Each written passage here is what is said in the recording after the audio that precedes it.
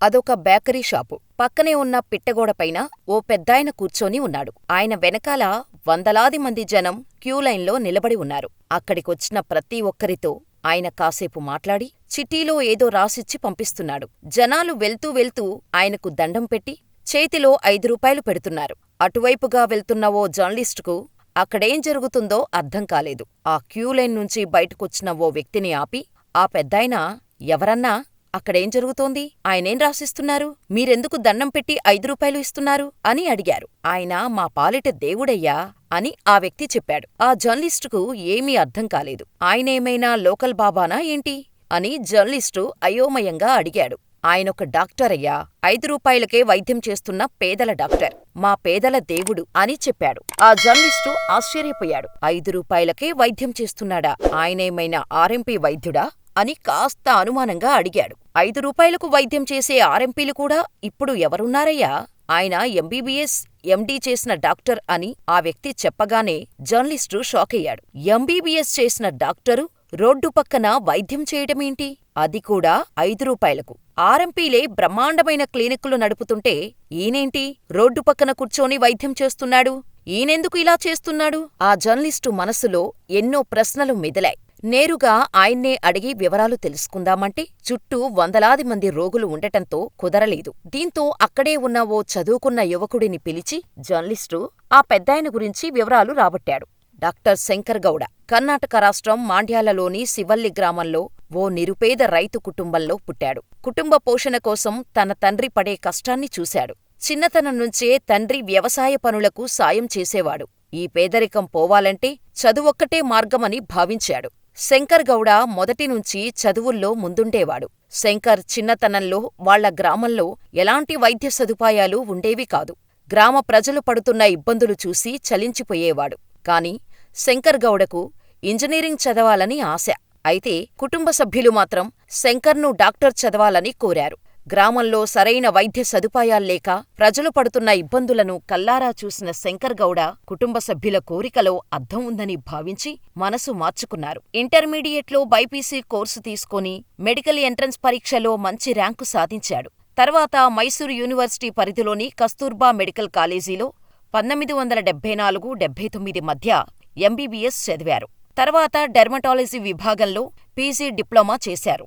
శంకర్ గౌడ తన చదువు అయిపోయిన తర్వాత ఓ రోజు వైద్య సలహా కోసం Mysuru medical college research and institute మాజీ ప్రొఫెసర్ డాక్టర్ కె. గోవిందును కలిశారు. ఆ సమయంలో డాక్టర్ గోవింద నిరుపేదలకు చేస్తున్న వైద్య సేవలు శంకర్ గౌడను ఎంతగానో ఆకర్షించాయి. వందలాది మంది రోగులకు నిత్యం వైద్యం చేస్తూ తన జీవితాన్ని పేద ప్రజలకే అంకితం చేసిన డాక్టర్ గోవింద నుంచి శంకర్ స్ఫూర్తి పొందారు. తాను కూడా డాక్టర్ గోవింద మార్గంలోనే నడవాలని నిర్ణయించుకున్నారు. ఆ తర్వాత శంకర్ గౌడ మనసులో ఓ గొప్ప ఆలోచన వచ్చింది. తాను చదివిన చదువు పేదవారికి, ముఖ్యంగా గ్రామీణ ప్రజలకు ఉపయోగపడాలని అనుకున్నారు. ఆస్పత్రి కోసం ఒకవేళ తాను పెద్ద స్థాయిలో బిల్డింగు కడితే పేద ప్రజలు భయపడి తన దగ్గరకు రాలేరేమో అని భావించారు. అందుకే 1982లో తన ఇంట్లోనే ఓ గదిలో క్లినిక్ ఏర్పాటు చేసి 5 రూపాయలకే వైద్య సేవలు ప్రారంభించారు.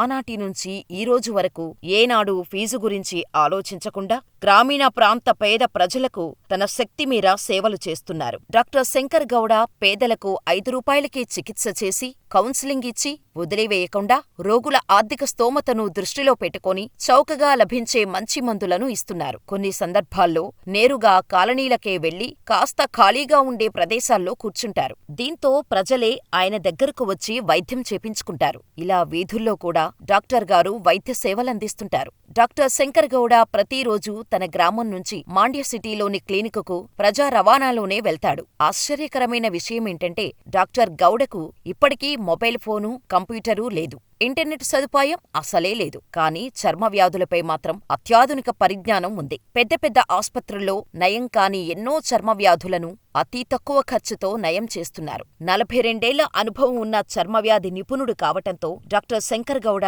దగ్గర చూపించుకోటానికి చుట్టుపక్కల ప్రాంతాల నుంచే కాకుండా దేశం నలుమూలల నుంచి వందలాది మంది రోగులు వస్తుంటారు. డాక్టర్ శంకర్ గౌడ వైద్య సేవలను గుర్తించిన CNN న్యూస్ 18 మీడియా సంస్థ ఇండియన్ ఆఫ్ ది ఇయర్ 2022 ప్రతిష్టాత్మకమైన అవార్డుతో సత్కరించింది.